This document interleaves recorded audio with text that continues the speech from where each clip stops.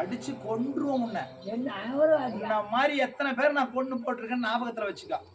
உலகத்திலே முந்தி முதலாக நான் பிறந்து யாவரையும் படைத்தேன், அன்னவரையும் படைத்தேன், இந்த உலகத்தை படைத்தேன். இந்த உலகத்துக்கே இந்த உமைவல் தான் தாய். அவருக்கு நான் தாய். அவரை படைச்சதுனால நான் அம்மான்னு நான் சொன்னேன். அவர் எந்த விதத்துல எனக்கு அப்பான்னு போய் கேட்க மாட்டேன்.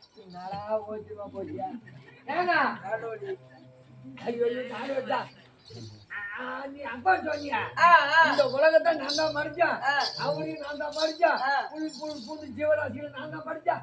எனக்கு எப்படி இருந்தாலும் அப்ப நான் வாங்கி கேட்டு வர நான் தான்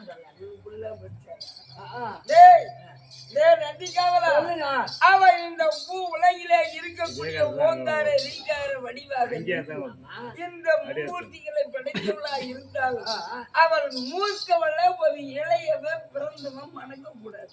ஆமா, அவளுடைய நெற்றி கண்ணை எனக்கு பெயர் அவளை நெற்றி கண்ணால் எரித்து மீண்டும் பர்வதராஜன் மகளாக பிறக்க செய்து பார்வதா தேவி என்ற பெயரோடு அவளை திருக்கல்யாணம் பண்ணன. அப்ப நான் எரிச்ச போது அவளை மறுபடியும் பிள்ளைக்கு வச்சு நீ உருவாக்குனால ஆச்சா? ஆமா, அத போய் சொல்லு.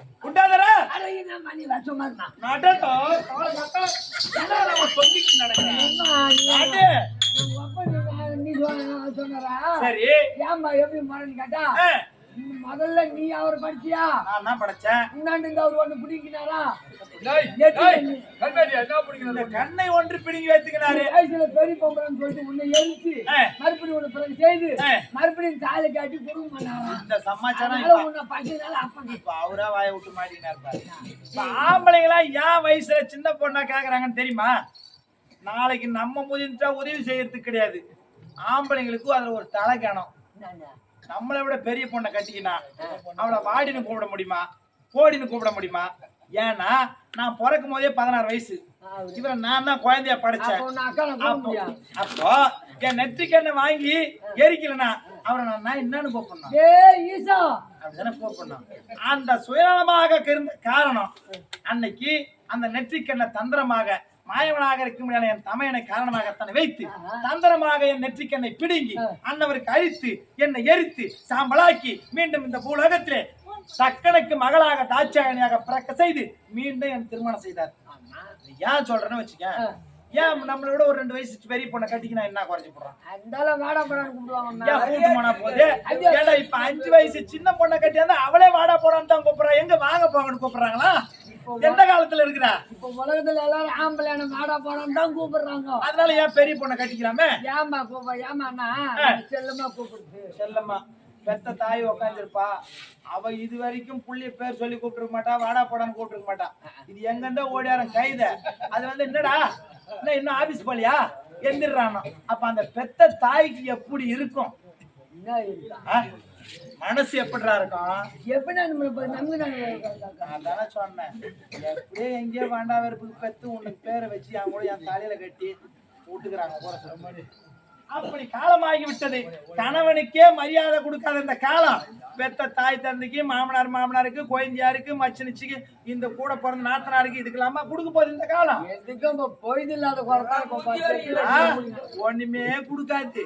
அதுவும் இந்த கடவுளும் நமக்கு திருப்பி ஒண்ணுமே கொடுக்காது. நீ எந்தாங்கையா நடக்கிறியோ நீ 1 அடி பாய்ஞ்சுனா அந்த கடவுள் 16 அடி பாய்வான். இந்த கூட மனுஷனுங்கிட்ட வச்சுக்கலாம்.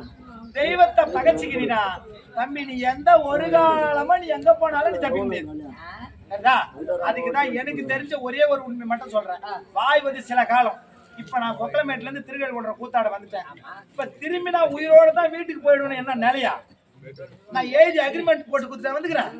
இந்த மூச்சு காற்று இன்னும் செத்தனாய் இந்த உடல இருக்குமான்றது நிலை கிடையாது. சொல்ல முடியாதுதான்.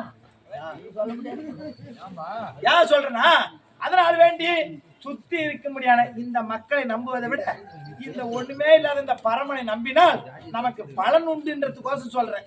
சரிதா? நம்ம கூட பிறந்தவனும் இன்னைக்கு நம்மள போறாம நினைக்கிறான். நம்ம பெற்றெடுத்த தாய் தந்தையே இந்த உலகத்துல அவங்கதான் போய் போறாம நினைக்காதவர்கள்.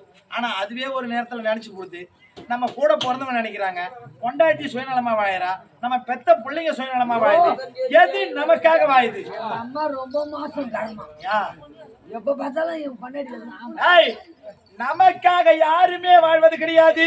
அண்ணார் இன்னைக்கு என் பொண்டாட்டி கூட என் கூட சுகமா வாய பேசாத கொள்ளாத வாயிரன்னா ஆம்பளை ஆத்தாந்து கத்த குடுப்பாருன்னு தான் இருக்கிறான். நான் புடிச்சிட்டு படுத்துக்கிறேன்னா ரொம்ப சோம்பேறி பயத்தின் மேல படுத்து கிடக்குறான்னு கேட்க மாட்டான். ஏன்னா அந்த பயத்துக்கு ஓடியாந்து கிடக்குறோம் வெளியே. என்ன பிரகாஷ்